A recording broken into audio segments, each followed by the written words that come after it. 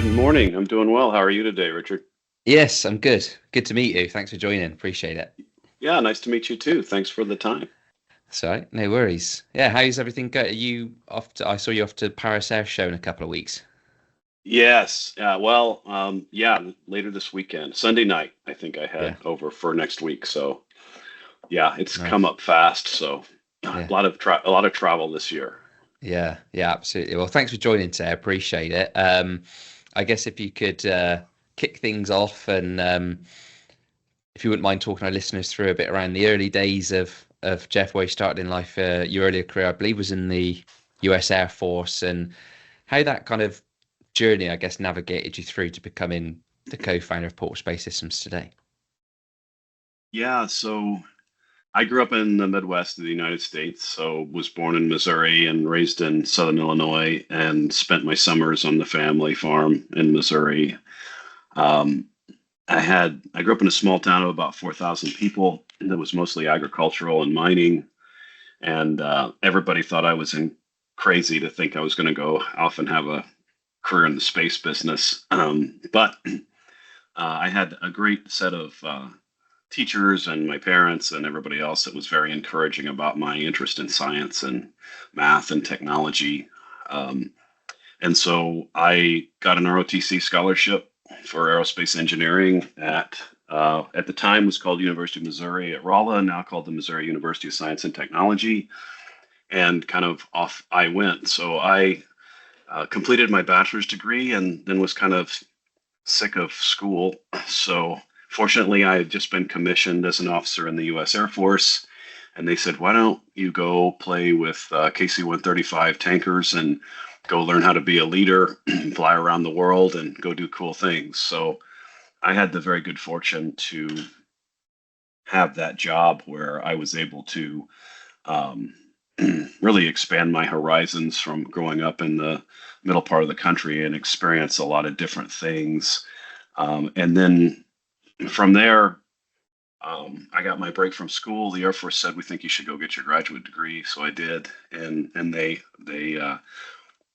paid for that. That was something I did while I was an active duty officer. An amazing experience and opportunity. One of the best things I ever did. And then that led to me going to the Air Force Research Laboratory at Edwards Air Force Base to work within the rocket engine branch, liquid rocket engine branch, as a part of the rocket site. And they're on Rocket Ridge on the northeast end of Edwards Air Force Base. And that kind of got my real engineering career started. So I had all this amazing leadership and operational experience from my very first job in the Air Force. And that has served me my whole career. And then I was able to move into engineering work and, as a captain in the Air Force in my late 20s, early 30s, and now working with companies like Rocketdyne and Aerojet and um, NASA centers in Huntsville, Alabama, and Stennis Space Center in Mississippi, and now working within the Air Force and NASA leadership structure to develop some of these new technologies that later would become things like the Raptor engine system, which were pretty cool. Yeah. And then in 2004, I left the Air Force and went to work in private industry and worked for about 4.5 years at Aerojet as an engineering director, doing similar type of things, and then went to NASA at Marshall Space Flight Center in Huntsville, supporting the Ares rocket program. And from there, I went to SpaceX for 5 years, where I had the privilege of starting the Raptor engine program and that development, and then working on all of the fun toys that people take for granted now with the Mm. reusable Falcon 9 first stage and Falcon Heavy and Crew Dragon propulsion and propulsion research and development, and then eventually being the second head of propulsion at SpaceX. So that was a huge section of my career that probably packed 20 years of experience into 5 years. And then to kind of close off that career overview thread question that you had, um, after SpaceX, I had gotten to do all the things I really thought I wanted to do Yeah. in a career. And then I had a great opportunity to work with Paul Allen the last 2 years he was alive at his Vulcan Aerospace and Stratolaunch companies. And then I was able to then, through the pandemic, lead engineering and manufacturing at Project Kuiper here in Seattle, where we currently my family and I live, and we have portal space. And then in late 21, I talked to my current co-founders about this idea I had for a revolutionary spacecraft capability that I really wanted to bring to the market. And that's been almost 4 years ago now, and started Portal Space in the fall of 2021. And here we are almost 4 years later now, doing good things for, future commercial needs and the national security community. Amazing. And going back to earlier life, you mentioned about that kind of, it sounded like you had that passion quite young, in your earlier times in like science. What do you think that was born out of? Because I'm always so kind of taken aback when I speak to people like yourself, like that spark started very early in life. So what do you think that was born out of? Well, I think as far back as I can remember, and I've probably told 2 or 3 versions of this type of story, but Yeah. I grew up in the pre-internet era as a kid, right? There are no phones, there's no smartphones, there's no internet. That didn't even exist yet. So what I believe happened with me is, one, I loved science fiction like most young people do. And then I had this interesting thing where my mother's mother, my grandmother, had sent me these science yearbooks and an encyclopedia set back when that was a thing. And these science yearbooks, they were her old set. So they spanned the mid 60s to the mid 70s. And every one of those science yearbooks had the highlights of that year. And from, the late 50s through 74 or 5 was highlights of the space program. And so the color inserts part of those books, where you could see Mercury, Gemini, and Apollo and Skylab and all of that, I'm like, as a kid, you're like, what, this is a thing? What am I looking at here? Yeah. And then I remember being, I'm probably 9, 10 years old, and I'm thinking, why are we not doing this now? Because when I was 10, it's 1983. So it's like, well, what do you mean 10 years ago was the last time we went to the moon? What's this all about? And then I kind of fell in love with the shuttle program, because I thought, oh, wow, this will be cool. And I remember being, so if the shuttle first flew in 81, so that makes me, 8 to 9 years old, I guess. And I remember following that first flight of the shuttle when the tank was still white, before they decided to save the weight by removing the white paint.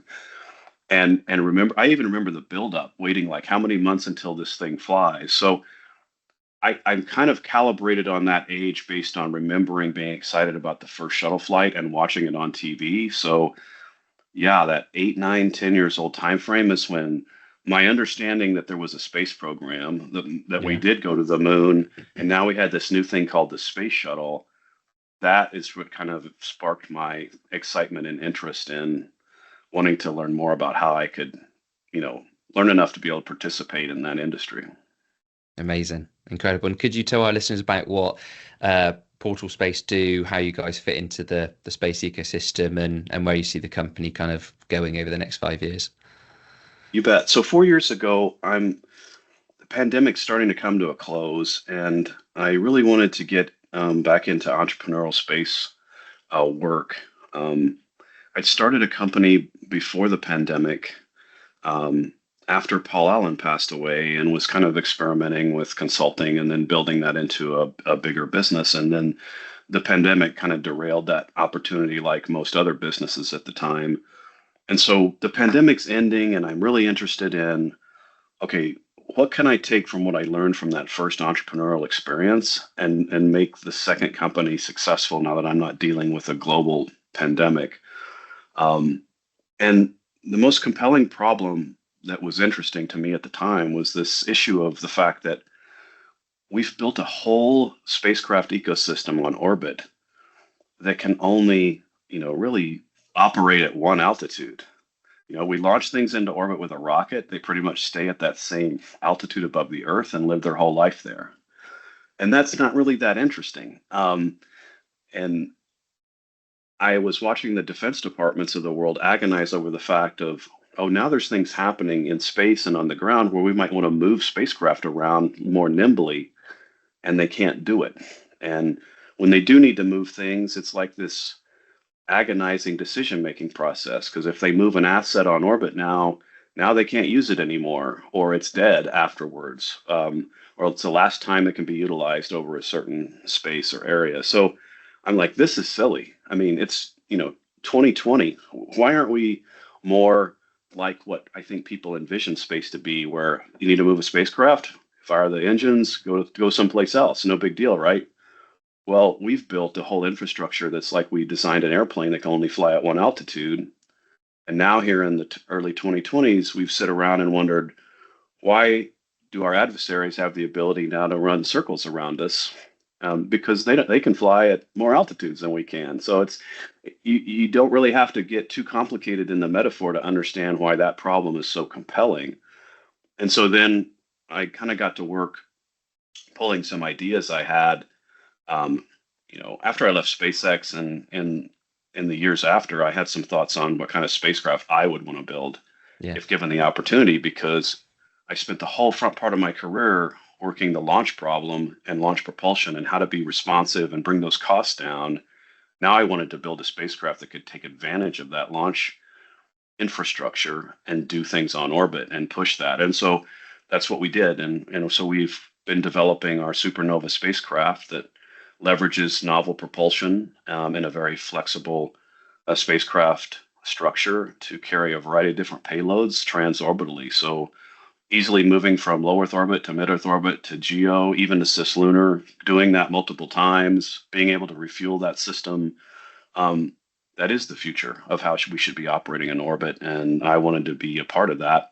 And so that's what we went off and did. And a couple of years ago or so, we started to get significant government interest and now their support contractually, and now building a spacecraft system that can not only have great commercial impacts to in-space servicing and logistics and debris and stuff, but can be a very nimble tool for defense departments worldwide when they need something in a certain spot now. That's how the future should look. If I need something to move from one place to this orbit, I should be able to do that in a very rapid bit of time, not weeks, months from now. Okay, maybe it shows up. Yeah. You make it sound so simple. Spotted a problem, solved it.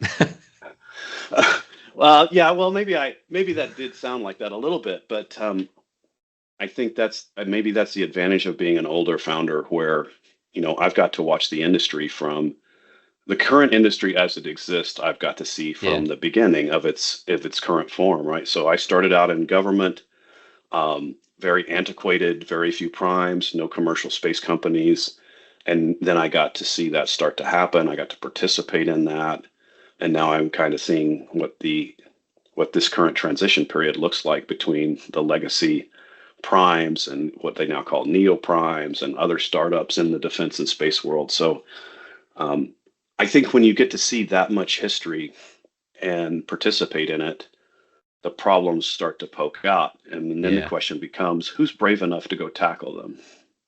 Yeah. You've had the best of both worlds for sure. And what's your, I guess, I mean, you've kind of explained it, but what's your thoughts on the current kind of status of the whole space mobility, space manufacturing sector, and how do you see the industry kind of evolving over the next 5 years, and what kind of role or participation do you see Portal Space Systems playing in that evolution, especially with your flagship product, what you just mentioned, the Supernova? Because you mentioned around the issues around everything is just takes so long to do. There's these government processes and stuff. How do you see that maturing, that part of the market? Well, I think Elon had it right with reusability and leveraging what you're building to its max life capability, right? I think that's what unlocked launch. And hopefully more launch companies will appear to be competitive with what SpaceX has built after the last 20 plus years. And I think the future, you can look to the recent past, I think, to project forward. A few years ago, people thought, we would not have the ability to have thousands of spacecraft in a low Earth orbit constellation providing internet service that people would just crack the wallet open and say, take my money. And that's exactly what's going on. And that broadband business case for SpaceX that's active, and the others that hope to penetrate more into that market, like Kuiper and others, that's the best space business case that's ever existed because the public doesn't care why it exists or even how it exists. They only want the service. And so Yeah. I think more business models that are built around broad appeal to provide a need like that, where the public doesn't care about the propulsion engine, the tech, how shiny it is. I mean, they just don't. They want to know, how is this making my life better? And I Yeah. think that's going to be a huge part of the space ecosystem's future. And I think we already see it now with defense, right? Countries of the world have picked up on the fact that, the next high ground is space. And China has built their whole strategy around controlling the high ground. And they've set back and they've watched the United States for the last several decades on why we do the things we do, why our doctrine is structured the way it is, how that's helped us grow as a nation, and they're moving forward on their plans for how they want to utilize space to project, power and prosperity for China. And we have underinvested in that now and are in a position where we're trying to maintain parity or even catch up in certain ways. So I think I think the other thing that historically is true about the future of space is defense always leads. I talk Yeah. to people all the time about, you know, in the early days of ocean going vessels, pirates ran amok, right? I mean, Mm. oh, well, no one's out here protecting anything and there's gold on this ship. I'm going to take it. Yeah. And we have no law and order on orbit right now. And we had to apply that same doctrine. And who controlled the most prosperity?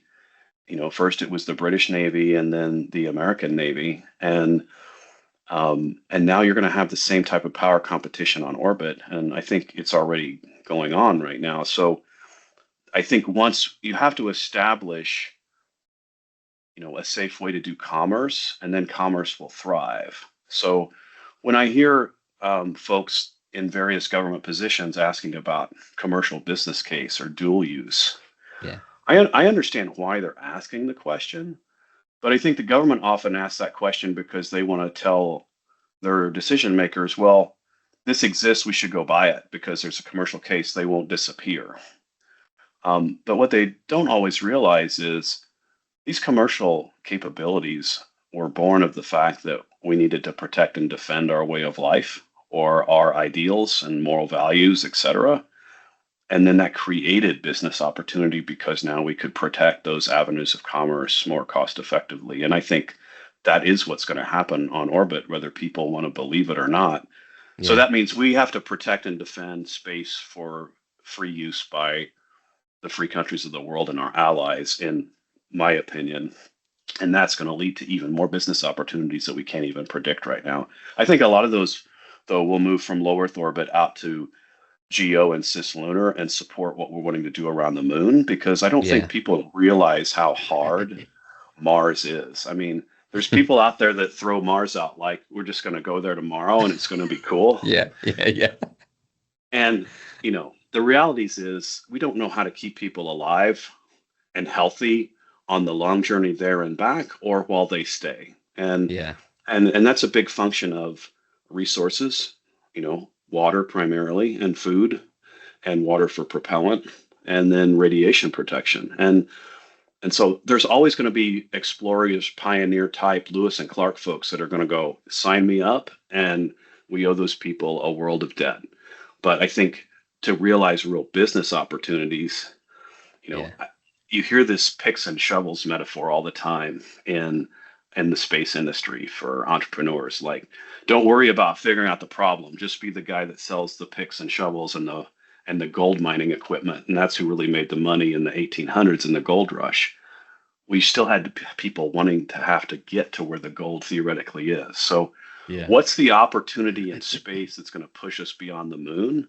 That's really going to drive business opportunities. And until you get there, government agencies around the world, like NASA and others, really need to do the science and the hard tech work that there's no business case for. That's why we have a low Earth orbit constellation economy right now and all these other things. So I could go on and on and on, but there's a lot of there's a lot of interesting variables, but I think the future is going to be more rapidly unlocked for space through the use of robotics and AI, because it's just so hard to keep people alive in space, and Yeah. it costs so much, and people seem to have a very low appetite for risk. And if we're going to be squeamish every time an airplane crash happens, you know, th- I guess that's what I don't get is airplane crashes are terrible. People Yeah. dying is terrible. But just today, there was a crash of a 787 in India, Yeah, I saw that. and like 240 people may have lost their lives or some number that I haven't seen the latest. But people will climb right back on an airplane tomorrow or later today, and they won't think Mhm. twice about it. But if we lose 7 astronauts in a shuttle flight, it's like we got to shut down the program and reevaluate the whole reason we're even in space. I, over 30 years, have had a real struggle reconciling that, other than that being a political football for some people. Yeah. But it makes no sense that we're willing to climb right back on that commuter train or airplane, but we want to give the space industry a hard time every time something happens. And there can be no more extreme environment than in space. And we need to really recalibrate our thinking, but it also means the opportunities for humanity's growth really need to be there, and we need to be pursuing that because it's probably worth loss of life for the pursuit of humanity's prosperity and future, um, not for just tourist trips potentially. Yeah, well, on that subject of driving humanity forward and creating that opportunity for, future generations and sort of growing those great minds to implement new space technology. The next thing I actually wanted to talk to you about is the accessibility to space and how people perceive space. You mentioned something a few minutes ago, science fiction. I think that's how a lot of people still, even now, I mean, I've only been doing this 7 years, but even now when I speak to my family or friends from back home, you talk about space and straight away it's astronauts, rocket scientists, astrophysicists, and that's it. So um, I think it's exciting. Like you say, I totally agree with lots of opportunity there. It's not really getting any easier to find the talent to kind of sustain that growth and continue that opportunity. What do you think we could and should be doing at kind of like a STEM level, like in schools? And I'm talking about elementary schools as well, by the way, like not just high schools and colleges and universities, to try and make space more accessible, more relatable, kind of for the next generation to nurture them and get them interested in space and say it's not all, astronauts and rocket scientists. Yeah, I've thought about this a lot. When I was younger and still in the Air Force, if I'd have stayed in the military, I'd have been on a career path where they were wanting to send me to get a PhD and probably teach for the rest of my career. And so to prepare for that, if I wanted to do that thing, I started teaching as an adjunct professor, freshman and sophomore level, chemistry and physics and math. And I learned a lot from that experience because what I learned was I just love the topic. And despite the teachers I had, I was going to learn the topic. So that self motivation was super strong for me.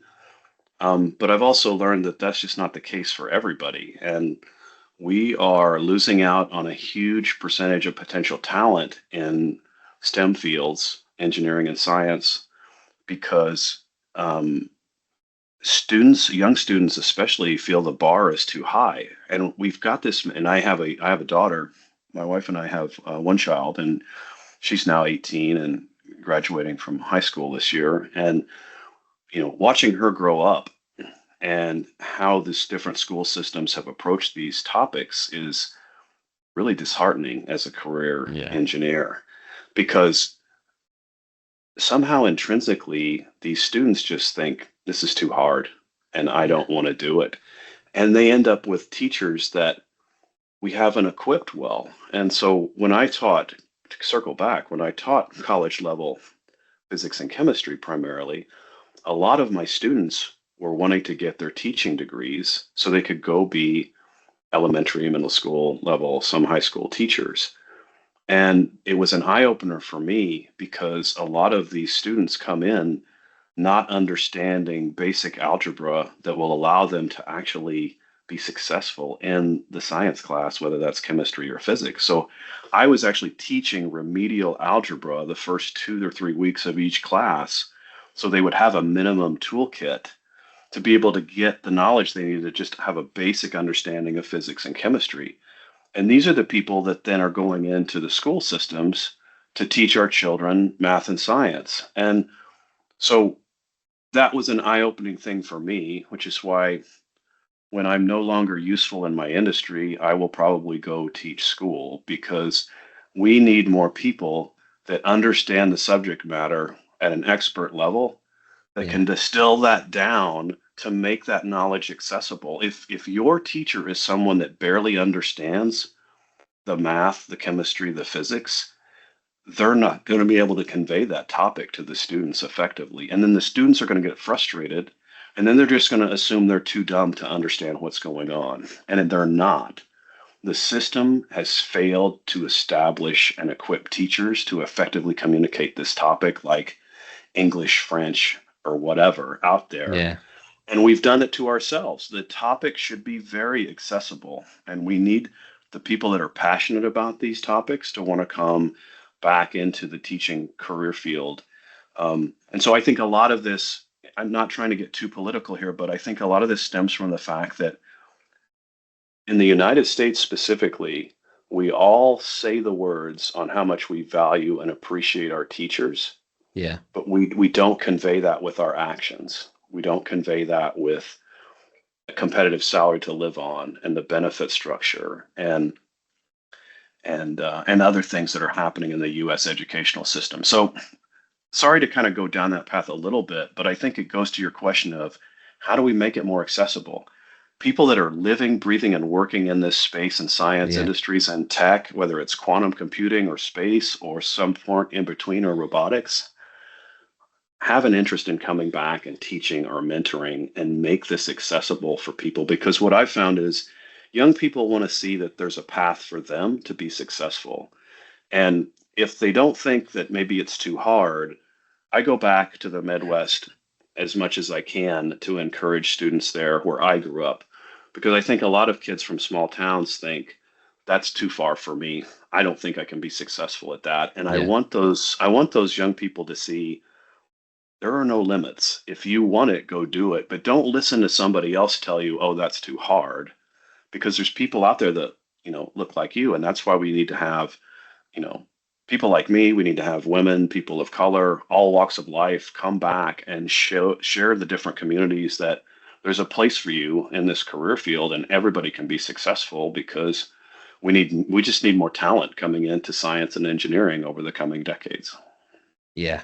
Yeah, absolutely. I think it's you put it perfectly. I think it's an intrinsic systemic issue, isn't it? I think we need to address. Yeah, couldn't agree more. And I guess on that notion of the sort of the younger generation, I think they all, when you're talking about there about the hard road, the hard pathways, I think with social media and all that kind of stuff now, they don't necessarily see all of the hard work and the grit and sacrifice it takes to be successful as well. So the assumption is that other things are hard, but I guess keeping on that theme, what in kind of like trying to inspire the next gen of talent, whether that be an individual contributor or just the next aspiring space tech entrepreneur like yourself, what would you say are the biggest lessons you've learned so far over the course of your career when it comes to failures, learning things, I guess the transition, seeing the best of both worlds from the government and military into the private sector? What would be the biggest lesson so far from your side?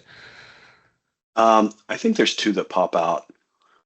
The first thing I often tell folks is, because there's a lot of young people, especially when I talk to high schools and colleges, and they're like, "What's the secret?" Like, I want to do those types of things that you got to do. What's the secret? And I've thought about that a lot over the last few years because I get that question so often. Yeah. And my best answer is uh, to always be open to new opportunities that may not be exactly what you had in mind. Because what I found with some of my colleagues and friends at times in their career, if they've called and wanted to talk career advice or whatever, is people get very rigid in their thinking, and they think the only way they can be successful is if they go from this job to this job to this job to this job or whatever, or have this education or this degree or this, and there's no recipe, because you can't predict the things that you need to do perfectly to get the kind of job you think you want to have. Yeah.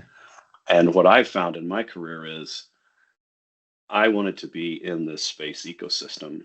And when opportunities presented themselves, I was open to it.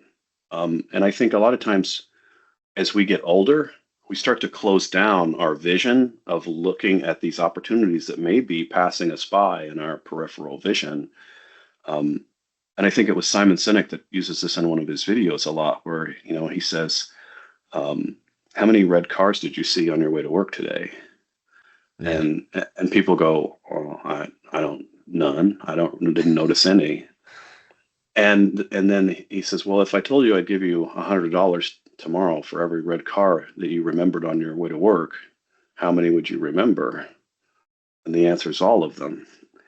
And so people have to figure out what's that $100 conversion for them to be able to see opportunities in their career. And then the second secret sauce, if I have any, is I have a partner and my wife that was very understanding and accommodating, and we did it as a partnership, right? Yeah.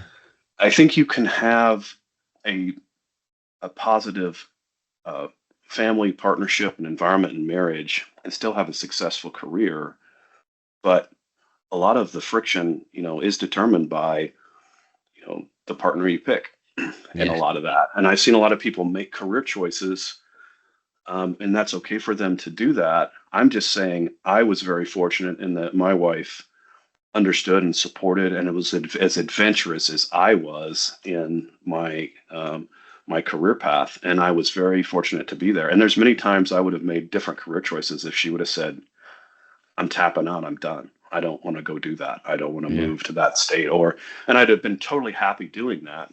Um, and really the same for my daughter, because she's moved a couple, three times as well. Um, but I think those have been opportunities for us as a family as well as professionally. And it's a team effort. I mean, nobody wins, quote Yeah. unquote, in career by themselves.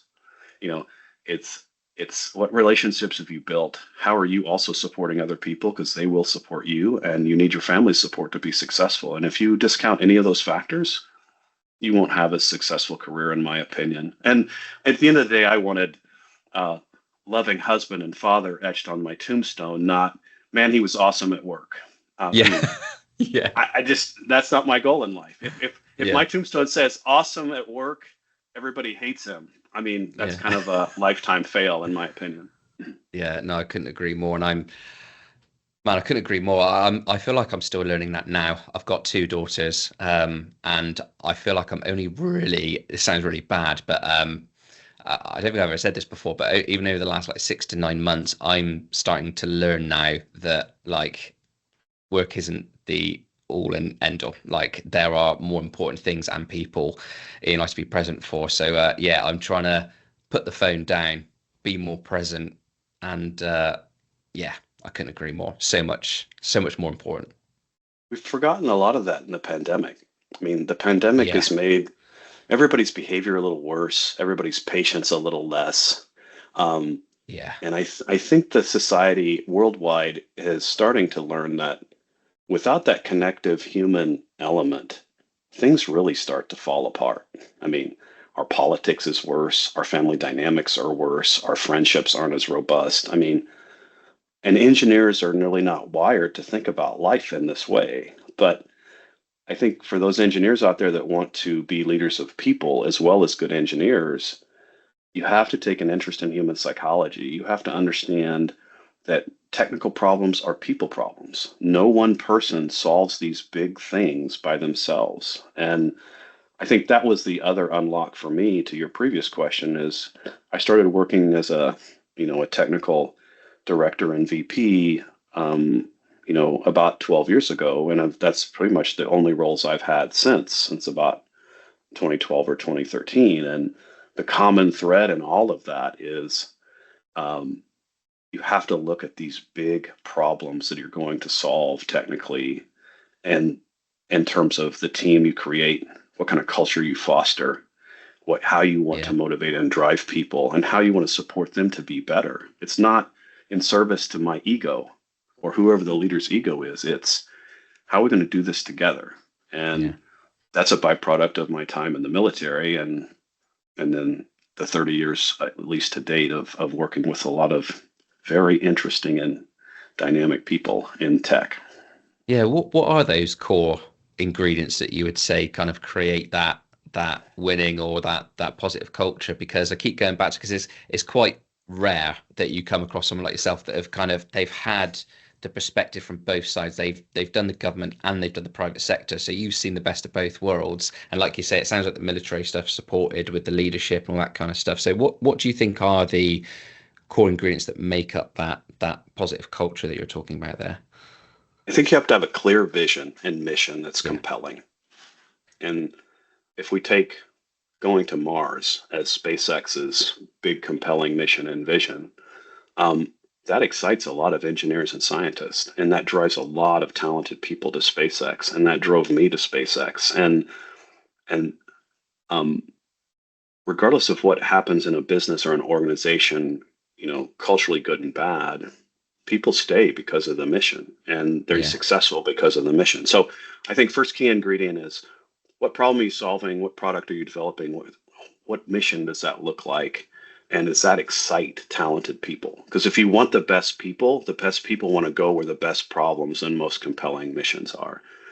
And then you take a path, fork in the road, and I think a lot of tech, especially West Coast tech philosophy is, we're going to run through people as fast as possible, and there's 10 more at the door waiting on to come in if these people don't want to be here.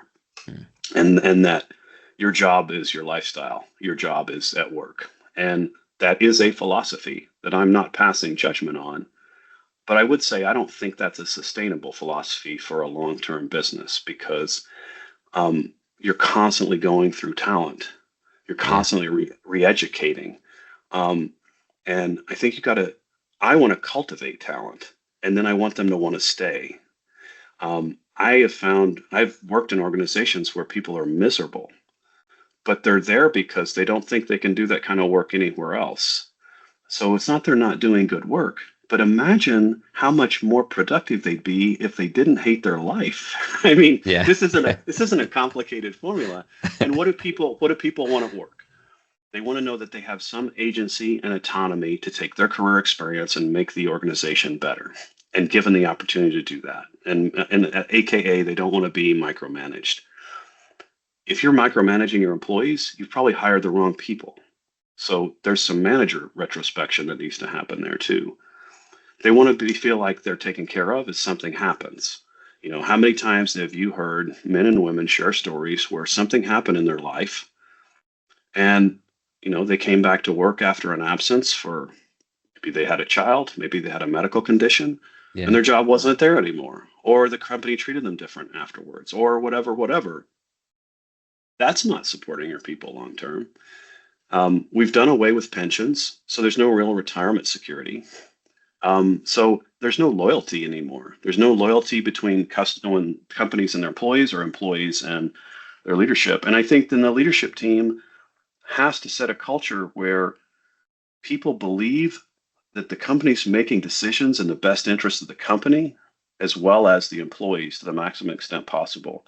At the end of the day, um, me and my team at Portal are there to look after the company and make those decisions, and the best ones that we can every day, while we're also doing the best we can for our employees. Because I think those two feed on each other. I think if you say, we're just here to support the company and whatever happens with the employees, whatever, we'll deal with that. I think a lot of people miss the boat. And I think what I saw working in the military is there were often times we were working 24/7, 365. And yet somehow we still managed to laugh. We still managed to take care of people. We gave people a break when they needed it. We gave people time off when they desperately needed that or to take care of their families. And we found space to take care of people while we were performing a very demanding mission for securing the freedom of the United States.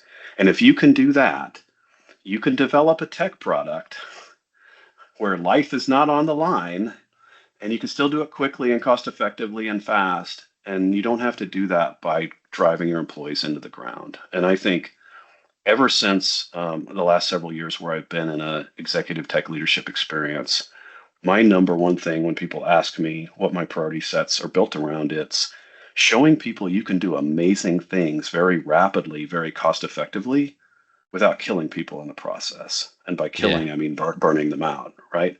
Because I've lived in the burnout culture. I've created cultures where that wasn't the case, and people will come back time and time and time again to projects where they feel like somebody actually cares about them. I may not. I don't always give people the answer they want to hear. I Yeah. don't always do the things that I think people would like me to do in my company. But on the whole, at the end of the day, I'd like to think if you polled anybody that's worked for me in the past or works for me now or in the future, they would come back and say, I didn't always agree with Jeff, but I always knew he was looking out for the best interests of me and the company as he understood. And he wasn't just off doing whatever suited him for whatever reason. And I think the more we can bring aerospace and defense, especially since that's the industry I know best, back to that integrity first, servant leadership at times mentality, we'd all be a lot better off. Yeah. Yeah, couldn't agree more. And what you said there, going back a few steps, you mentioned about making it very clear that you can't do this by yourself. I saw this saying doing the rounds on social media called a solopreneur, they call it. And I was like, Mhm. it doesn't exist. Everybody has someone, some sort of partnership working with them. So one of the sort of the common themes I see from speaking to people like yourself are those people that help them along the way. It's having great mentors. And I don't think, and I might be being too harsh on the next generation, like where they would start in terms of identifying a good a good mentor. So is there any kind of advice you'd give around the importance of mentors maybe you've had throughout different seasons of your life and career, and how one would go about identifying a mentor for different stages of their career and the importance of that? Yeah, I think most people have had this experience at work at some point where Yeah. they have a boss or a coworker that they just really click with. They don't know Yeah. why, but it's just easy. And then you're having lunch or you're taking a business trip and you're just always learning something and it's just an enjoyable engagement and you walk away from those conversations going, man, that's always so much fun to, be on a project with that person, go tackle something with that person. And I think the people that I found the best mentors for me are those people where I then have been brave enough to take the next step, which is, hey, could we talk about, something a little more in depth on career advice? What do you, how did you make your career choices? What influenced you? What were the biggest mistakes you made? And I think that's the most valuable question is find those people that are going to be honest with you and unafraid to tell you, I made these mistakes and it set me back. These are things I would avoid. This is what to look for in interactions with people that'll help you be successful. Um, because you want, like I tell my daughter all the time, who are the five closest people around you? Are they Yeah. helping you be a better person? Are you kind of coasting? Or are they actually trying to get you to do things that you don't feel that great about? And I don't think people calibrate themselves enough in that respect with the five Yeah. person rule, just to do a self check in, right? And um, when I've clicked with those people in my career, I've reached back out to them in different jobs and different phases of my career. And I knew I picked the right people because some of them have now passed away. And like your grandparents or other relatives that really were a big part of your life, I still think about those people in certain situations I'm in. I'm like, oh, what would Jim have done in this situation or somebody else? And what a great gift because now you kind of unlock that part of your brain where you've got your library of what Jim said to me that would be really helpful in this situation. Yeah. And so that I found that so impactful because when I was a young person in a small town in Illinois, I had this many mentors, zero, that could tell me anything about how to try to find myself into the space career field. And I did it by sheer will. I'll be Yeah. honest with you, sheer Yeah. will. Yeah. Now, my teachers were encouraging. I mean, I did have a Yeah. principal that had a friend, family member at NASA, and he blah blah blah. So there was some things where people were being very encouraging, but I didn't have somebody from space come in and say, "You can totally do this. Yeah. Let me show you how." And that's why I now, at this phase in my life, offer so much of my time for mentorship to others. And you would be surprised. I mean, I think what I would say to the audience is don't be afraid to ask, because Yeah. I think people assume that my inbox and phone is just full of people all the time wanting advice or mentorship. And there are people that I mentor and that ask, but there's not as many as you think, because I think people assume that person's too busy, they won't pick up the phone, they're Mm. not going to answer their email. So they just assume it can't happen and then they don't make the step. And I think that's what holds humans back in general is don't be afraid to ask. The worst thing is no, and if you don't ever ask, it's definitely no. But I try to at least have a conversation with anybody that reaches out to me, because you never know what that person is going to be on a path to become. I'd rather help them if I can, because Yeah. I didn't have that. So I feel really passionate about trying to give anybody a leg up that I could, because I didn't have that for myself, and I don't begrudge that at all. But when you asked me earlier about how do we make this industry more accessible, that's the other way we make it accessible is Mm. don't make it that people come into space by sheer force of will because they love it so much or they're so passionate about it or whatever. Make it because they met somebody that said you can do this and they believed it and then they did. And I think that's really going to open the floodgates. If we're more into self-service than I think society at large seems to be right now. Love that. Incredible. And I love the fact that you've passed the 5-person rule down to your daughter as well. I'm definitely going to be talking to my daughters about that as they go through the years. Fantastic. Jeff, thanks so much. This has been amazing. I guess the final question for me today, if you could take all of these experiences, all of your lessons, all the learnings throughout your career today, and kind of distill it down into a piece of advice for all these people that we're talking about that are kind of standing on the periphery, as it were, looking at space and thinking it is beyond their reach if they're in a small town or in an adjacent industry, whatever it is, what would you say to those people? I would say that love it enough that you want to put the work in, because sometimes you get that lame advice of, you graduate from high school or college and it's follow your passion. Yeah. And like, that's lame. I mean, Yeah. are you, I mean, yes, I get it, but you have to uh, self reflect and say, do I have the skill sets to be successful? And I can believe in myself. And then if the answer is yes, you think you do, then the second question is, am I willing to go put the work in to get there? Because I meet a lot of people who think, you know, I got lucky. Or I hear people talk about other people and they're like, oh, that person got lucky. And we do this all the time to celebrities and actors and actresses and other people. It's like, oh, they must have just got lucky. And you go and learn and hear more about those people, and you find out how many years of hard work and pain and dedication and everything else. And I think the reason why people say follow your passion is because if you don't love it, you're never going to work on hard enough to be successful. And Yeah. so that's my twist on the follow your passion. You have to be passionate about it because you're going to have to put a ton of work in.